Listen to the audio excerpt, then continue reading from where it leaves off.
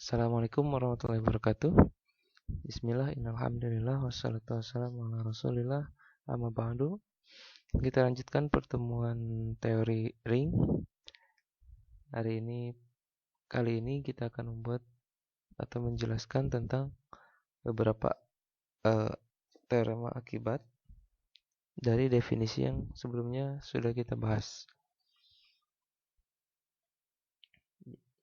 Teorema akibat ini sebagai sifat atau bisa kita anggap sebagai sifat-sifat yang berlaku di ring. Jadi misal R ini ring. Nah, misal kita punya R, himpunan R, di mana himpunan R ini sebagai ring. Kemudian saya punya A, B, C anggota R, maka akan berlaku satu unsur 0 di R tunggal. Kemudian yang kedua, setiap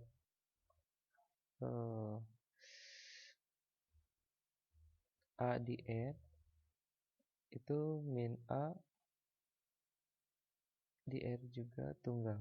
Artinya negatifnya setiap anggota di R itu tunggal. Kemudian ini masih ketunggalan ya. Kemudian akibat yang lain juga berlakunya hukum kanselasi terhadap penjumlahan. Jadi kalau kita punya A plus B sama dengan A plus C, maka B sama dengan C. Kemudian sifat yang lain, solusi dari persamaan A plus X sama dengan B misalnya itu tunggal. Jadi solusi dari persamaan ini pasti kita akan dapatkan tunggal. Tidak ada solusi lain selain X gitu ya. Yang kelima,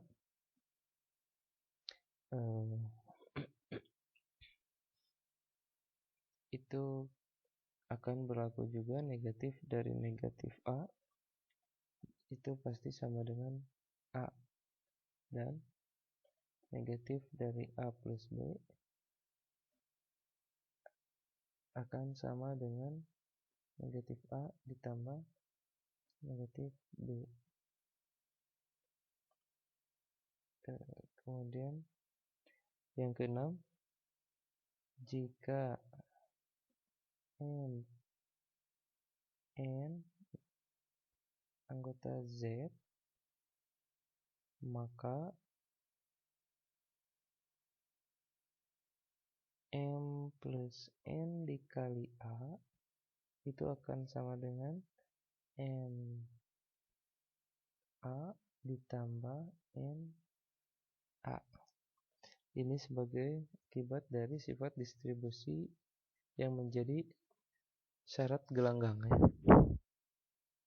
Kemudian bisa juga berlaku seperti ini, MA plus B itu sama dengan N A tambah N B, dan M dikali N kali A itu akan sama saja dengan M N dikali A. Oke, kita akan buktikan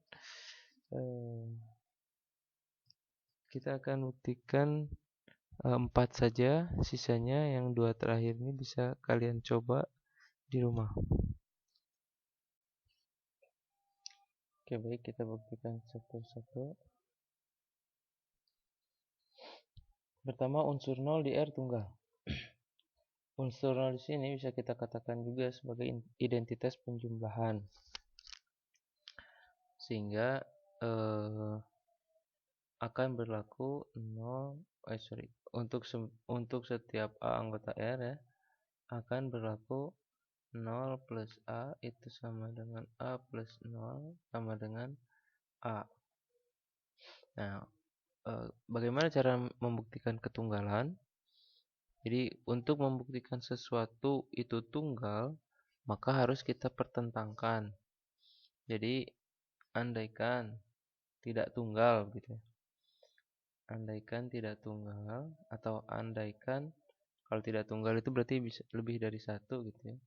Kita ambil saja 2 misalnya. Andaikan ada 2 unsur 0 misalnya unsur 0 yang lainnya katakanlah B.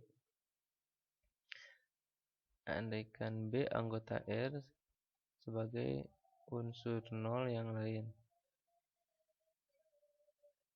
Unsur 0 juga atau unsur 0 yang lain. Maka berarti kita punya 2 unsur 0 ya. Yang pertama 0 sebagai unsur 0 di R dan B sebagai unsur 0 di R juga. Nah, definisi identitas penjumlahan itu kalau berlaku seperti ini ya. Artinya kalau saya anggap 0 sebagai unsur 0, kalau saya anggap 0 sebagai unsur 0, maka kalau saya jumlahkan si 0 dengan B, itu hasilnya harusnya B. Karena 0 di sini sebagai unsur 0. Sebagai unsur 0. Gitu. Tapi kalau misalnya kita anggap si B-nya sebagai unsur 0, sekarang kita anggap B-nya sebagai unsur 0. Akibatnya apa? Kalau B-nya sebagai unsur 0, ini kita operasinya ke kiri aja ya. Kalau B-nya sebagai unsur 0, maka hasilnya pasti 0. Ya kan? Gimana? Jadi pertama, kalau misalnya saya anggap si 0 sebagai si 0 ini sebagai unsur 0, maka kalau saya jumlahkan dengan B, saya anggap si B-nya di sini sebagai satu unsur di R kan. Maka ini hasilnya akan sama dengan B. Di sini 0 sebagai unsur 0. Tapi kalau misalnya saya menganggap si B-nya sebagai unsur 0, berarti kan 0 tambah B itu sama dengan 0 karena B di sini sebagai unsur 0 dan si 0 di sini sebagai anggota R yang lain. Kan? Nah, ini bisa kita persamakan kan? Yang atas dan yang bawah ini kita tulis seperti ini. Gitu ya. Jadi, kalau kita punya yang seperti ini, artinya apa? Ya, artinya 0 sama dengan 0 tambah B sama dengan B. Berarti 0 sama dengan B. Artinya yang kita perandaikan tadi salah. Ternyata B itu sama dengan 00 juga gitu. Jadi tidak ada 2, hanya ada 1, yaitu 0 saja atau B saja gitu. Karena 0 dan B sama. Nah, kemudian untuk membuktikan yang kedua itu sama saja caranya seperti yang pertama. Jadi untuk membuktikan ketunggalan itu kita misalkan dulu. Oke, jadi kan nomor 2 ini menunjukkan bahwa inverse setiap unsur di R itu tunggal. Jadi ada A anggota R, kemudian ada inverse-nya dari A, katakanlah A1. Ini anggota R. Ini sebagai inverse-nya, akibatnya A tambah min A itu sama dengan 0 gitu ya. Nah, berarti kita andaikan ada inverse penjumlahan lain dari A, yaitu min A2 gitu lah.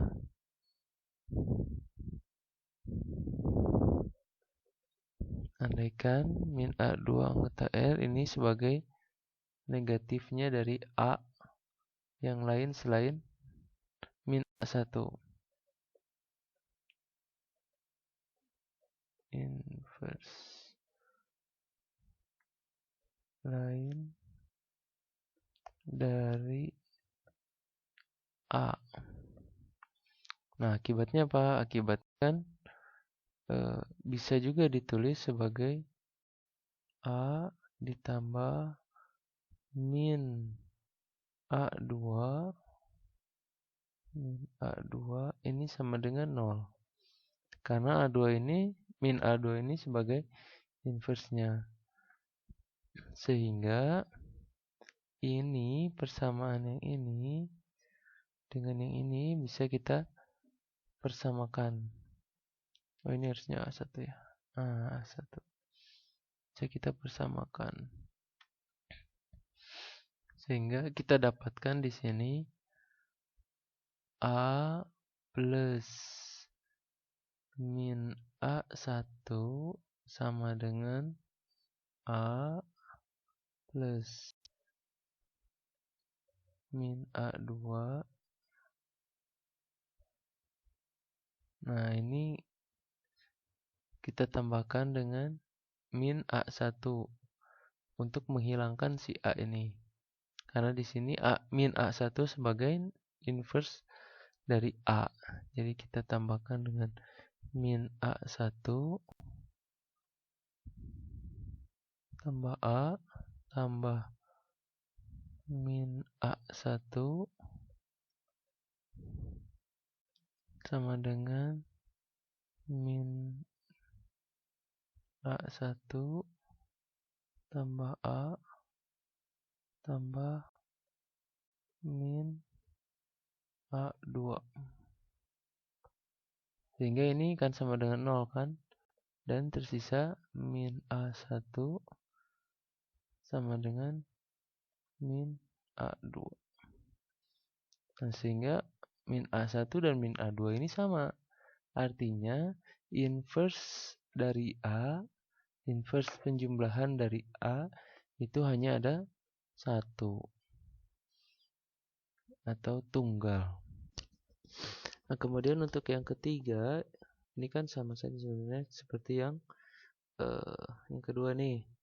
Jadi yang sebelah kirinya ini bisa kita tambahkan dengan negatif A, sehingga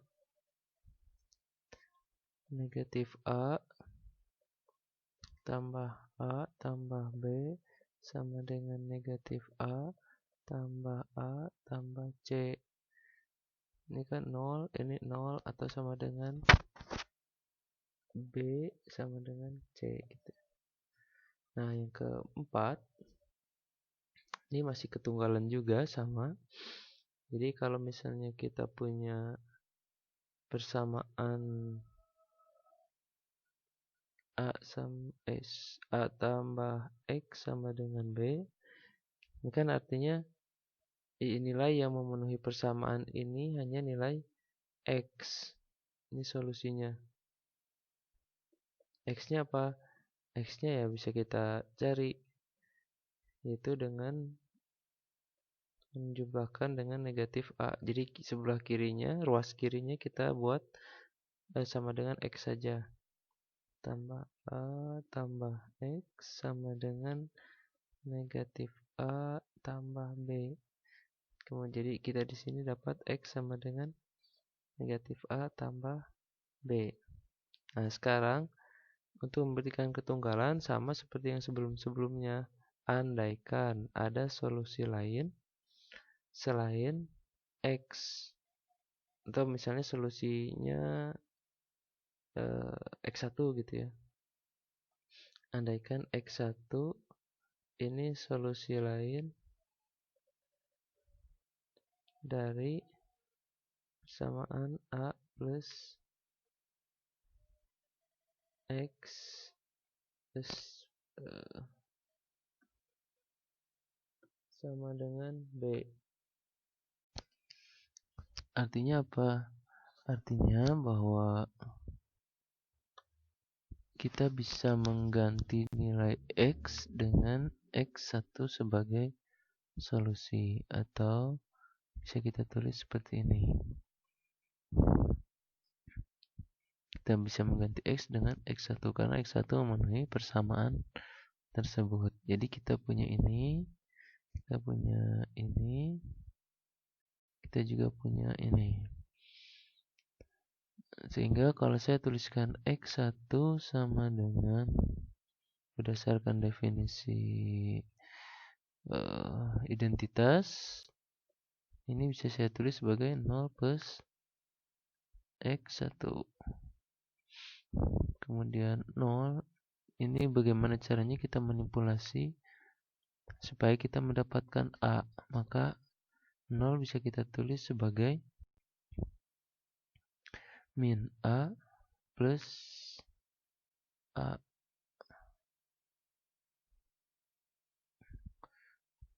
ditambah X1. Nah, A plus X1 ini kan sama dengan B. Ini ya, dari sini ya. A plus X1 sama dengan B, sehingga ini bisa kita tulis sebagai min A plus B. Nah, min A plus B ini sama dengan apa? Sama dengan X.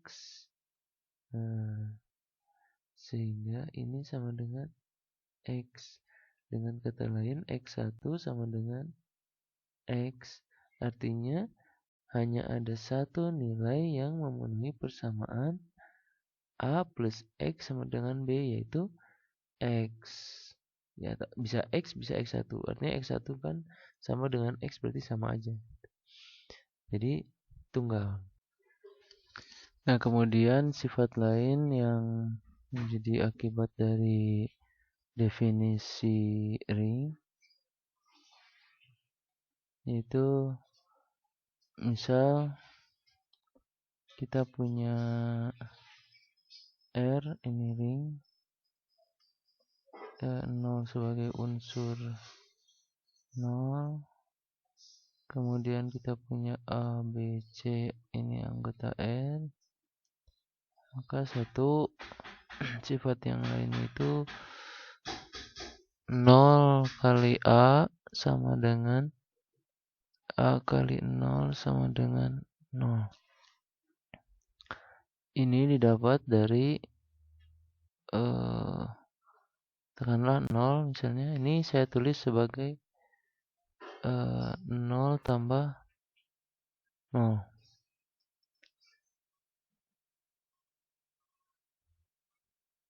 0 tambah 0. Kemudian kedua ruas saya kalikan dengan A, sehingga kita dapatkan 0 tambah 0 dikali A. Ini akan sama dengan 0 kali A berdasarkan sifat distributif tambah 0 kali A. Nah, kita tahu di ring itu atau di R itu, karena R-nya ring, setiap unsurnya memiliki inverse terhadap penjumlahan. Artinya dia punya negatifnya. Jadi kalau kita pandang 0 kali A ini sebagai suatu unsur di R, maka 0 kali A ini pasti mempunyai negatifnya. Nah, ini kemudian kita tambahkan dengan negatifnya. Jadi 0 kali A ini kita tambahkan dengan negatifnya. Negatif 0 kali A.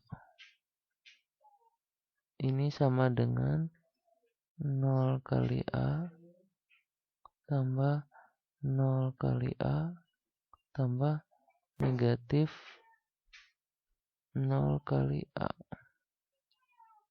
Akibatnya ini akan sama dengan 0. Yang ini akan sisa 0 kali A. Karena ini sama saja dengan 0. Ini kan positif ketemu negatifnya gitu kan. Jadi sama dengan 0. Sehingga kita dapatkan 0 sama dengan 0 kali A. 0 sama dengan 0 kali A. Nah, jadi kita dapatkan ini sama dengan 0. Nah, yang ini kita tinggal dibolak-balik saja ininya ya. Bisa dapatkan yang ini. Kemudian yang kedua,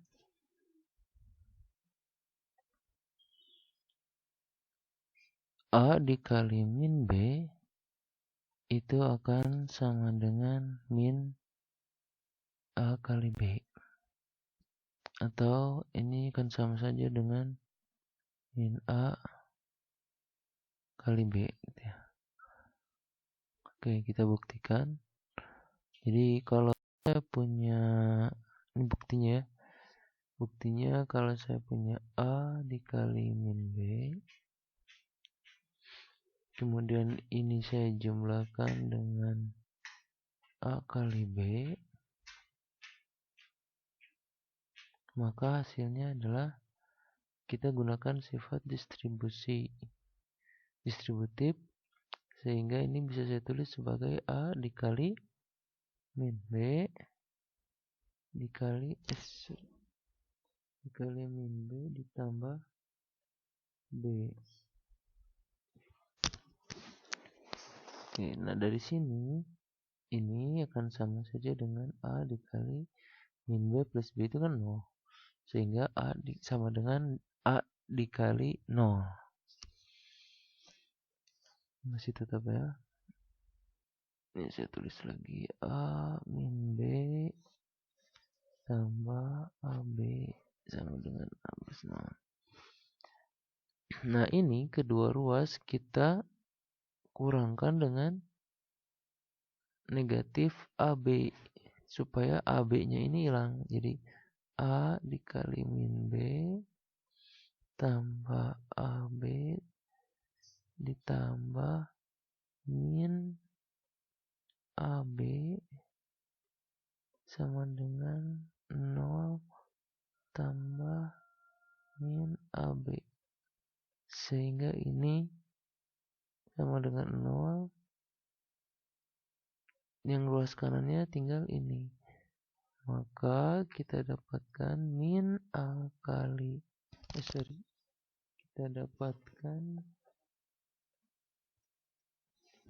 A dikali min B itu akan sama dengan min AB. Ya, terbukti ya.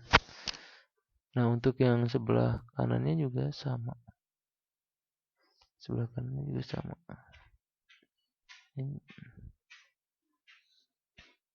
Yang sebelah kanan ini sama ya. Caranya begitu, cuma posisinya hanya ditukar saja.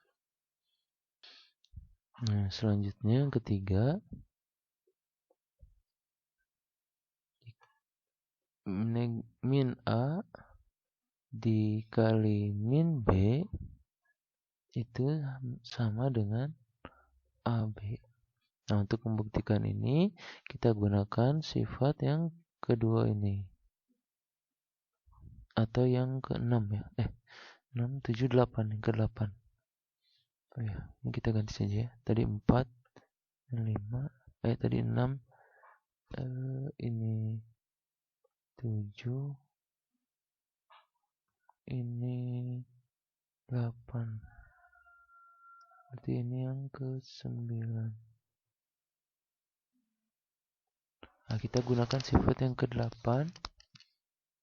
Jadi kita anggap kita gunakan yang ini ya.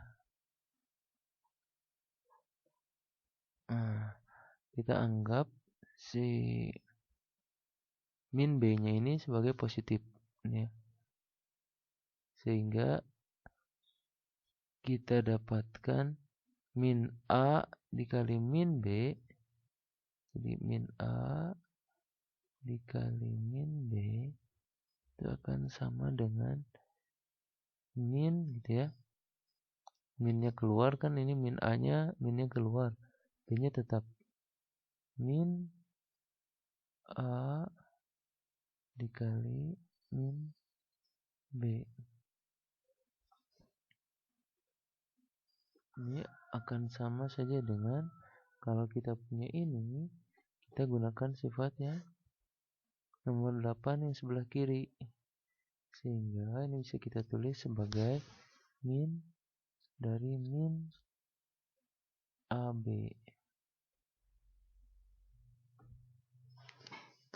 Nah, ini kita sudah punya sifat yang sebelumnya, yang nomor berapa tuh ya?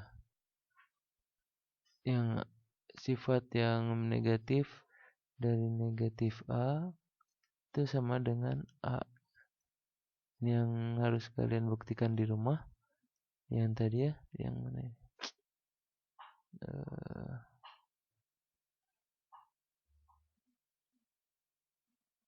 Nah, ini dia. Nomor 5. Sifat nomor 5.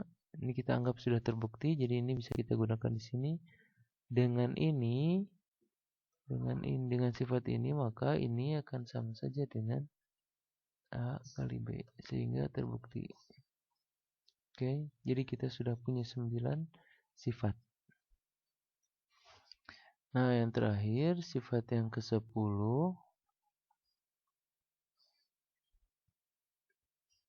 A dikali B min C itu sama dengan AB dikurangi AC. Dan A dikurangi B dikali C sama dengan AC min BC. Nah, ini bisa kita buktikan dari sifat distributif dengan menganggap si min C-nya ini sebagai, untuk saya tulisnya bisa saya tulis lagi seperti ini. Plus min C. Jadi distributif ya. Sama dengan bla bla bla dan seterusnya. Ini bisa kalian coba. Yang ini juga.